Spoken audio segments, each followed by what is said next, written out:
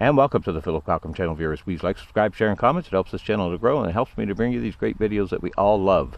So on today's show, we've got the Trainstar Ascent out again here. Let's turn it around because there is a tiny bit of, it's more of a cross breeze coming down the runway, but a little bit's coming from that direction. So left, right, up, down, left, right. Let's go.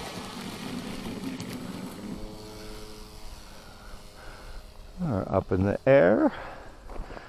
So we got some gusts and stuff there.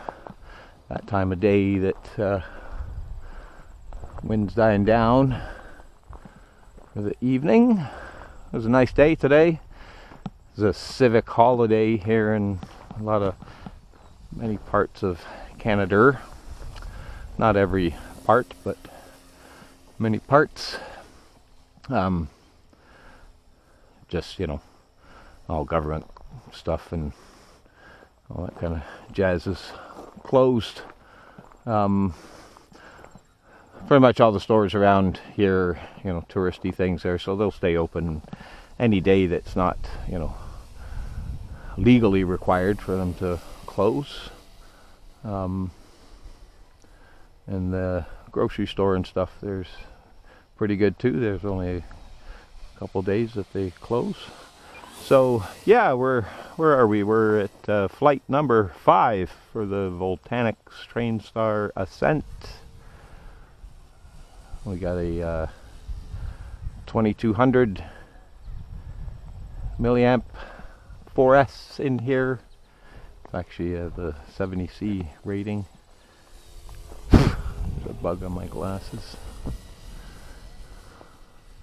I kind of was looking back at the crash footage there, and I kind of noticed it was one of those moments there, like you always see, like the camera's on my head, so it's always pointed, you know, basically at the plane, but sometimes my eyes aren't always pointed where the camera is, if you know what I mean.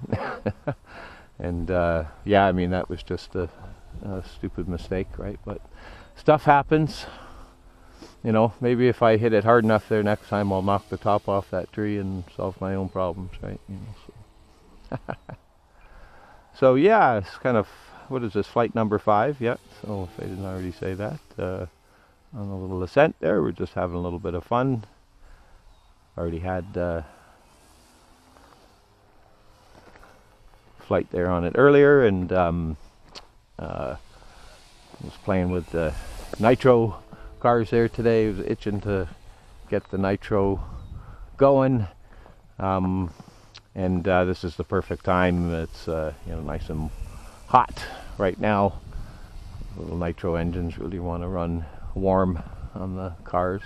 I would assume the planes are kind of the same, but you know, from videos that I've seen guys doing, you know, their startups and their nitro planes there and stuff, I don't see temp guns coming out that often. You know, I think maybe they're going a little bit more by ear and you know, the sound, right? You know, the motors making, you know, they know their planes or know their engines a little bit better. And I mean, there must be some significant differences, I would think, to aircraft nitro engines and surface ones.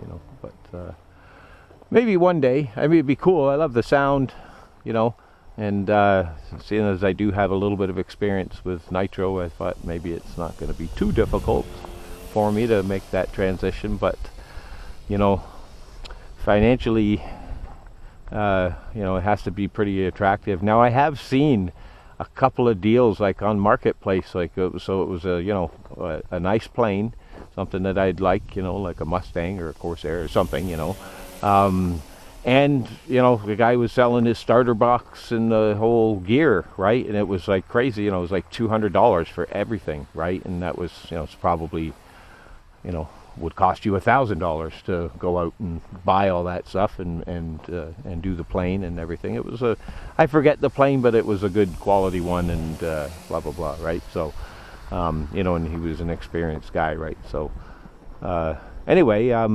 yeah, you know, I mean, $200 to get into nitro would be pretty cheap, you know. Now, I'm sure it's not all fun and games, but anyway.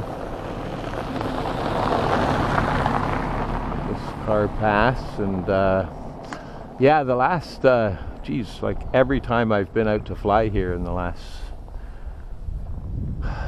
kind of 2 weeks, it's just been crosswind, crosswind, crosswind every time, and not a light crosswind either.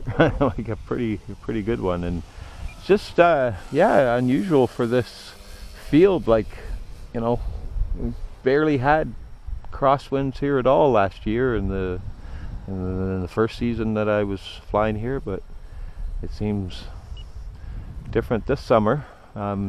Maybe it's, you know, it is early-ish in the season. I usually kind of do quite a bit of flying around September, October time. So we're in the, you know, start of August right now. Watch out, geese. Oh, that didn't sound good. Was that my plane, or the geese going there? I think that was my plane. That ESC browning out on me. Doesn't like these 70C batteries.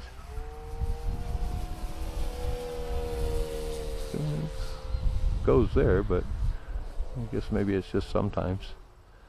Anyway, what's our timer say? Oh, we gotta go. Time to bring her in. Hopefully we can. Oh